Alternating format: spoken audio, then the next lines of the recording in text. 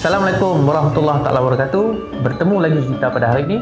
Jadi tuan-tuan, hari ini kita akan berkongsi tentang satu cerita yang begitu penting bagi masyarakat Kedah. Satu cerita yang tak pernah hilang di telan zaman, yang tak lapuk di hujan, tak lekang di panas, iaitu cerita tentang Hikayat Merung Mahawangsa.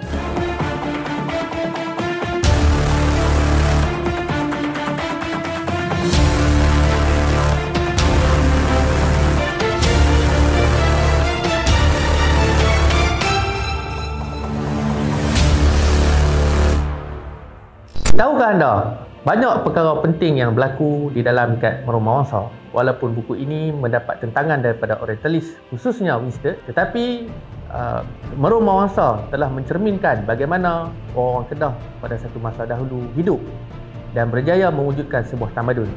Dan tidak dapat tidak, Hikayat Merung Mahawangsa telah membuktikan bahawa kewujudan Sungai Batu hari ini bersama dengan Lembah Bujang membuktikan bahawa penulisan yang ditulis oleh datuk nenek moyang kita dahulu menjadi satu bukti yang kukuh dalam memaparkan tamadun Melayu.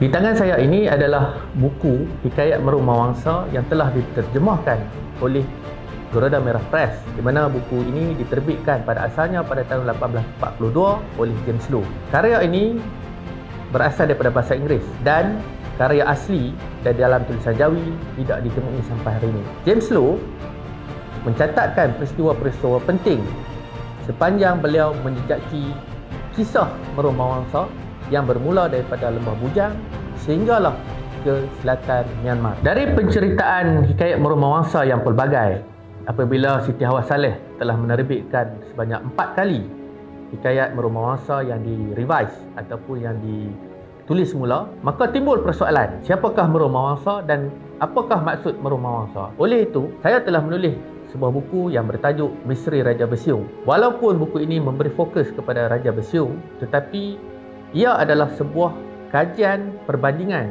di antara kesemua teks Hikayat Merung Mahawangsa. Salah satu perkara yang kita patut faham ialah Merung Mahawangsa lebih menggambarkan tentang kedudukan orang-orang Kedah, khususnya dalam agama. Merung Mahawangsa bermaksud bangsa ular yang besar, tetapi tidaklah menggambarkan bahawa orang Melayu di Kedah adalah manusia ular, tetapi mereka adalah penyembah agama Buddha.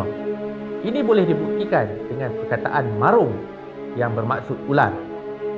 Dan marung ini berasal daripada perkataan Sanskrit yang masih diamalkan oleh masyarakat Thailand. Buku ini juga adalah kesinambungan ataupun sambungan kepada penceritaan James Low. Tuan-tuan tahukah bahawa Hikayat Merung Mahawangsa yang diperolehi oleh James Low datangnya pada tahun 1838 apabila Sultan Ahmad Tajuddin berada di Beruas ketika diserang oleh Angkatan British, telah menyerahkan naskah salinan tersebut kepada James Low. Oleh itu, buku ini akan menjelaskan Hikayat Merung Mahawangsa dan At-Tarikh Salasilah. Di manakah perbandingan, di manakah persamaan kedua-dua naskah tersebut. Salah satu penceritaan yang menarik di dalam Hikayat Merung Mahawangsa bertumpu kepada Raja Bersiung, satu figura yang digambarkan sebagai kejam dan memakan manusia.